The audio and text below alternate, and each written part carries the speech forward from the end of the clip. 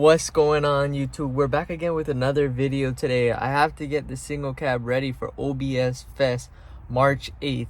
So before we jump into this video, I'm gonna take a second so you guys can like the video. Did you guys like it yet? All right, thank you guys. Thank you for the support. I appreciate it. Let's jump into this video. First things first, we're gonna be installing the dome light covers, the crystal clear ones. Because as you can see right now, it looks like a yellowish haze. That's just not gonna fly. So let's get this installed and then we'll go from there. All right, where did my flathead screwdriver go? Oh, it's right here. So the dome light cover is pretty easy to take off. You literally just grab a flathead, pry it in there, and pop it out. That's basically all you gotta do. Same with this side, pry it in, find somewhere you can squeeze it in at, pry it down. It might take you a little while to actually get it. Ooh. And pry it down. That's two. Last one. Pry it out. Boom. And three. So I'm gonna show you the difference between the three that I just took off versus the three that's in here. The two that are right here, those ones are very similar to those. It's just cleaner, right? You know what I mean? So the main difference is the middle dome light. As you guys can see, that's gonna make a crazy difference. And then for the other side, you see how this one is like brown? Look at that one. Brand new. Brand new. So we're gonna pop these buggers in real quick.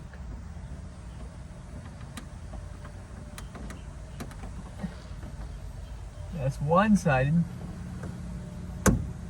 That's two. That's the other side. Oh my gosh, do you guys see the difference? It's like night and day difference. That looks so much better. Oh, hold up. I don't think this one was in all the way. All right, I got that one in. Oh, there we go. Okay, you have to like push it a little bit, but just be careful because the dome light is fragile. But yeah. Oh, there we go. All right. Hey. All right, so that's the first thing that we got done for today. Already making progress on the build. That's what I like to see. All right, what we got next? Let's go to the garage and see what else we can install on the truck. I really gotta put the seat belts back in though. Hold up, let's see what else we got. There's some small touches that we have to do here and there. Damn. I really should be doing the shocks and the drop spindles today, but don't want to do that. It's a big project right there. You know what? We're gonna do it. We're gonna do the drop spindles, the drop springs, and all of that stuff. Because I'm converting my Tahoe back into a police Tahoe. So it's gonna have the police light up at the top. It's gonna have the police siren. It's gonna have the spotlights, the police spotlights, all of that. And but it came with the 454 rims that's on the single cab right now. So I'm gonna swap those ones back on. And then, but I need to get my suspension right to put those 20s on the single cab. I think that would look really good. So without further ado, let me get all this stuff out to the truck, and then we can start installing all this shocks and everything like that. Probably gonna start off with the rear first. Do the rear shocks first, the drop shocks, and then we'll move to the front and we'll do the spindles, the springs, and the shocks in the fronts.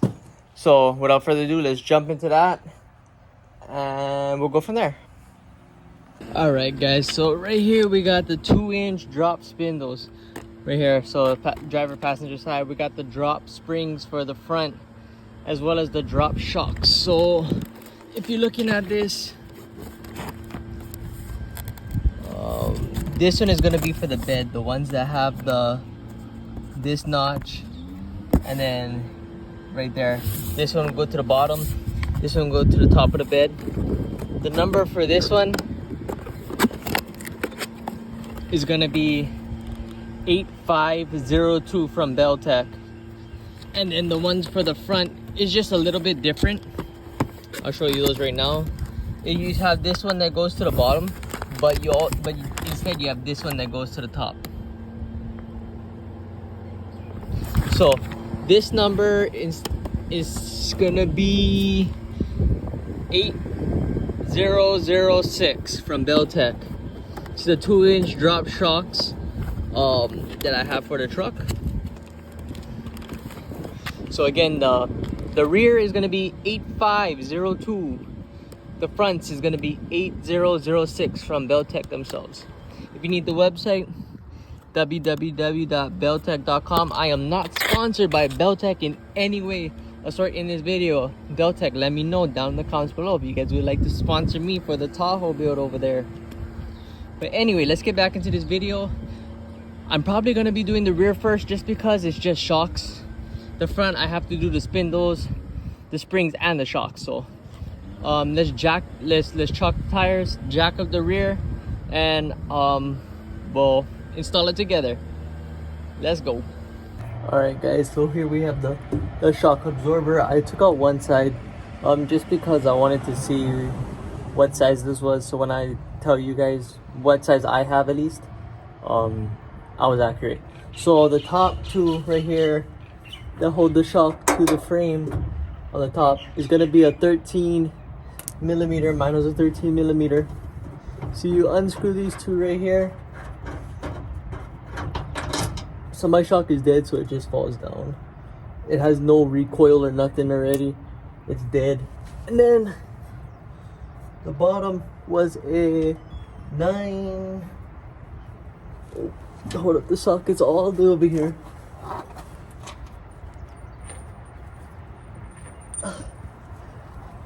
Alright, I used a 13/16, but I'm pretty sure you can use a 21. I just didn't have a 21 at the time. So 13/16 will do. Take this bottom one off. Make sure you know. So on mine on the outside had the shim. As you can see, that's the shim right there. And yeah. So how you can tell a shock is bad or if it's going out, this is the stock one, so I have to change it out anyway, is if you decompress it and you don't see it like come back like that, extend back out, that means your shock is blown out already. It's gone for. So we're gonna be replacing this. Get that one out of the way. Let me get the other one real fast.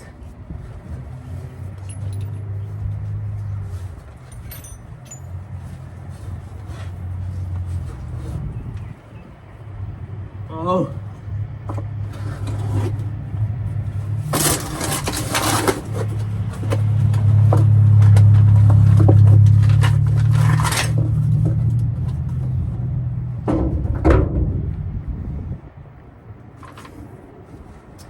Alright guys, we're back. So on the bottom over here, right here, I have my it's a 2-inch drop shackle. So let's open this up so I can show you guys what I'm talking about.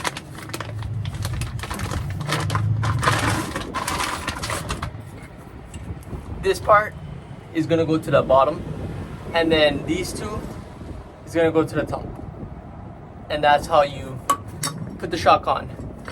I suggest to get at least the top or the bottom in place first, and then cut this off so you don't have to fight the shock on both sides. So for me, the harder side is the top, so I'm gonna go install the top right now. And it all depends how you want to do it. There's no right way. I want the logo, the Belltech logo, sticking out. So that's the way I'm gonna install it, but it don't matter. You can have it facing in if you wanted to as well. Just make sure before you put it up, yep, the bolt does go through this.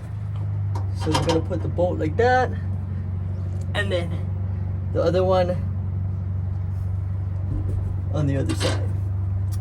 And for me, I just like to keep the same bolts on where they came out of. So, but it really don't matter. It's just my personal preference. So we're just gonna get this nut started on the bolt. Got one. Grab the other side.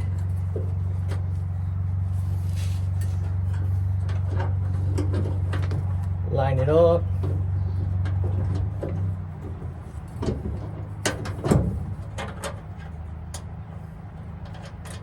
And put it up. Alright. So now that we got the two bolts situated, we're gonna tighten it down a little bit.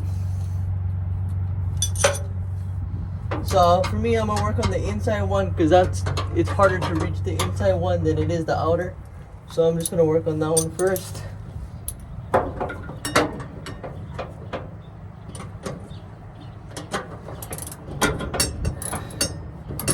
Just start tightening it up.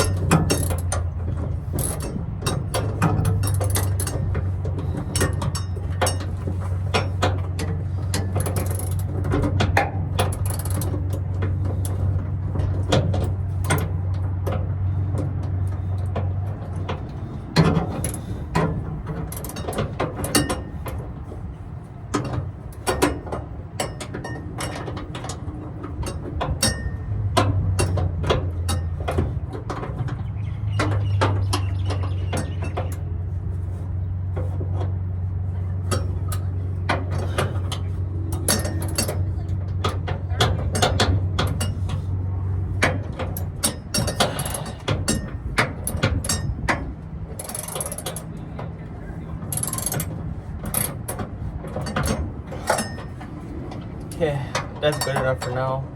And then work on this one.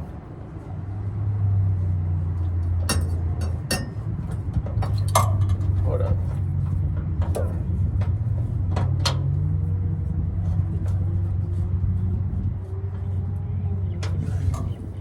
Alright. I'm just gonna hand tighten it first, or tighten it a little bit down first, and then once I get it tight, I can center it up.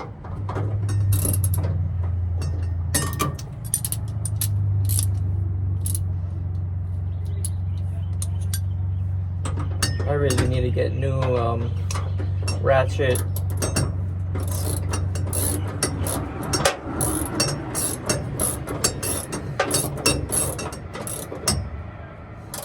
Yeah, you want to hand thread these bolts first so you're not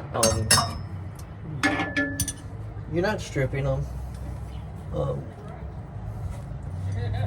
This one I have to loosen up just a tad bit now because you want your shock to sit center, and this right now it's not sitting center. Hold up.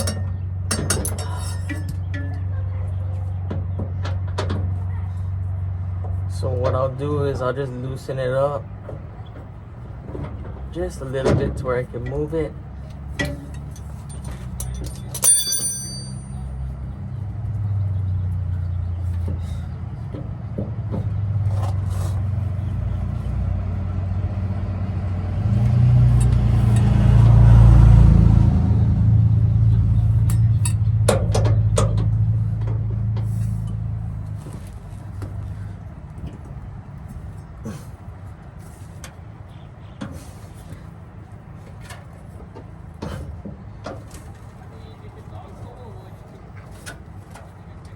And pretty much you're just gonna push this one into place.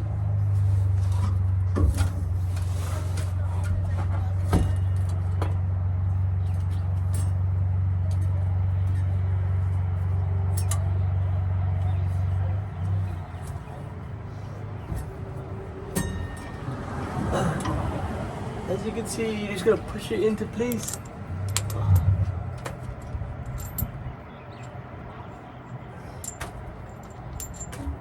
See how it's extended out? Oh, you guys can't see now, but it's extended out, so I gotta push it back up.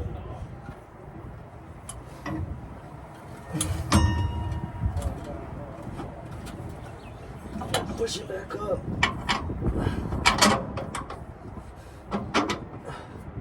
Feed the bolt through. Put the washer, and then put the nut.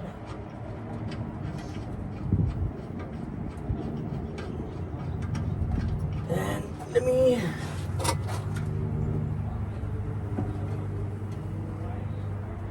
me move the camera so you guys can see. Man, working underneath your truck is not fun. I wish I had a lift. So, see how I got the bottom on? I fed the bolt straight through the bottom, and then I got it situated. So now that everything's like that, I can tighten back up the top, and then we can go from there. I'm just gonna time lapse the top part, guys.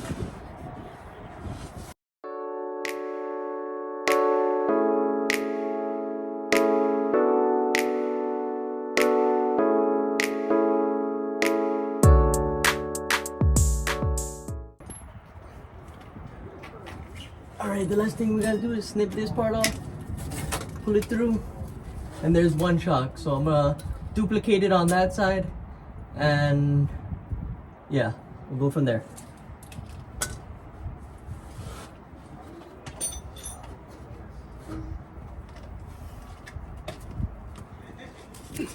Alright, now that I got the drop shocks on, everything's bolted back up, test this thing out. Much better. She feels a lot more smoother. It's still really close to the tire, but hey, it is what it is. But yeah, let's get to the front, installing that set. Alright YouTube, it's the next day. I couldn't really get anything done in the front end of the truck just because I needed a couple of stuff. Because when I looked at it, it was really bad. I'll show you guys when we get there. I had to pick up some ball joints because the top ball joints was completely gone. The bottom ones were still good. I couldn't for the life of me take off the tie rod end, so I got the puller for that. The nut at the top of the shock in the front, that was like free spinning, so I grabbed this nut splitting tool. Hopefully that can remove the nut for the shock so I can take that out. And then the top of the ball joint, one of the bolts is like fully stripped out, so I got this extraction kit, so hopefully I can take off that nut, and then everything would be good from there. So basically I got the back in, everything is good from the back of the truck. So we're gonna work on the driver's side, probably do a time lapse, and then I'll voice over, you know, what I'm doing as I go along. So let's jump into this video. Let's get the car jacked up, let's get it on jack stands, and then we'll work on that rear end for work on the front end. Alright, so basically right here I'm just jacking up the truck, making sure that I got the right location and the jacking spot to lift the truck up. And then here we are taking off the rim of the truck with the spike lug nut key. Get all 5 of them, hand thread off the rest, take off the wheel, put it underneath the truck for extra support just in case the jack fails. Gotta grab my tools, can't forget that, right? How you gonna do any work without your tools? Here I'm just sorting through my miscellaneous tools that I really should be organizing, because yeah, as you guys can see later on in the video, it's a mess. So yeah, just looking for everything that I need to take off. Tried taking off the tie rod end, and right here you're gonna see me fighting this tie rod for my life, guys. My best suggestion, I'm gonna tell you this right now, is just whack the living blank out of it with the hammer or a mallet, whatever you guys have. I tried heating it up using the puller. The puller did not work, so that was just a waste of money. You know, I'm over here trying to fight with this thing, hammer it, try different angles, everything is not coming off. So I ended up just hitting it with the hammer and it came off. So basically that's the tie rod end for you. And the top ball joint, I got that one off because that was gone. I used the what is that thing called again? The extractor, the bolt extractor. So I got that right here. I'm taking off the brakes. So looking through all my tools again because I can't find nothing.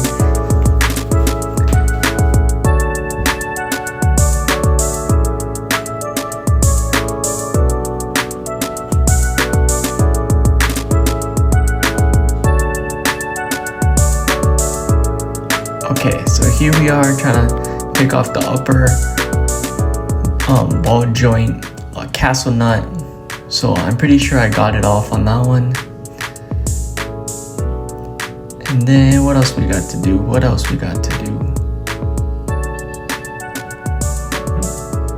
I have no idea what I'm doing here, so I can't really do a voiceover on that.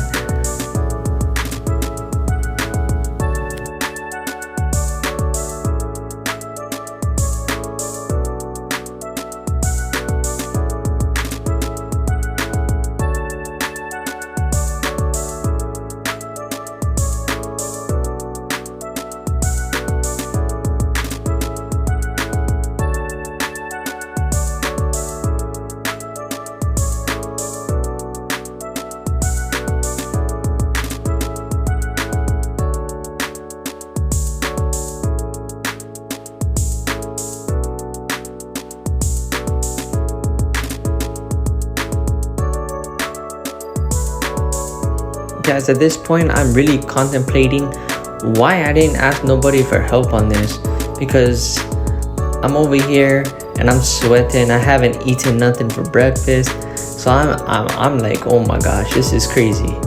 What did I get myself into? But in the next clips you'll see I eventually got it off. It was an all-day affair for this one side. I couldn't believe it for the life of me. And yeah, right here I'm starting to lose hope.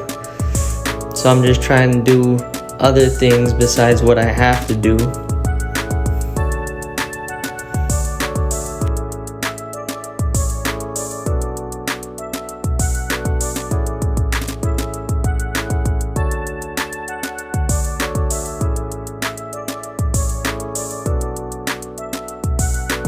So as you guys can see right here, it's probably been like half an hour to 45 minutes and I haven't gotten nothing off already. So at this point I'm gonna stop rolling the camera. Alright, I'm gonna try again. Here's where I'm at right now.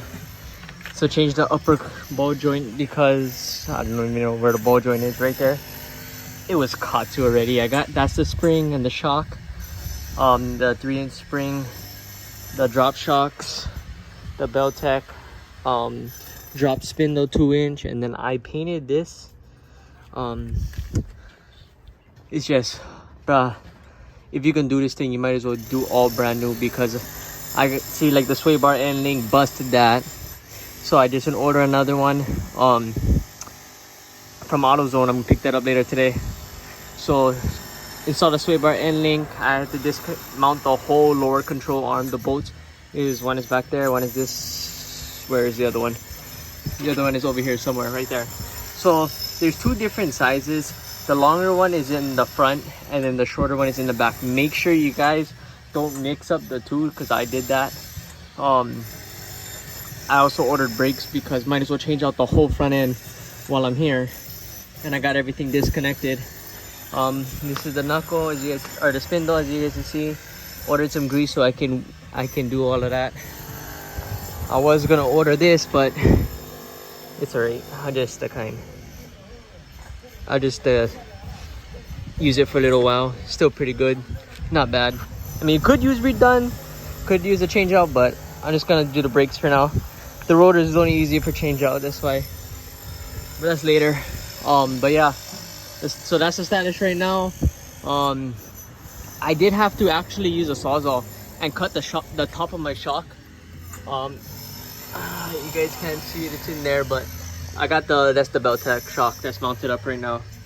So make sure if you guys are installing it, you guys have a sawzall, because sometimes the top of that will just free spin, so you're not going to be able to get it off. So that's what I had to do. I just sawzalled it and then it came right out. So yeah, that's the status right now. The sway bar end links is all taken off. I did have to pick up a couple of the stuff. Sway bar end link remover.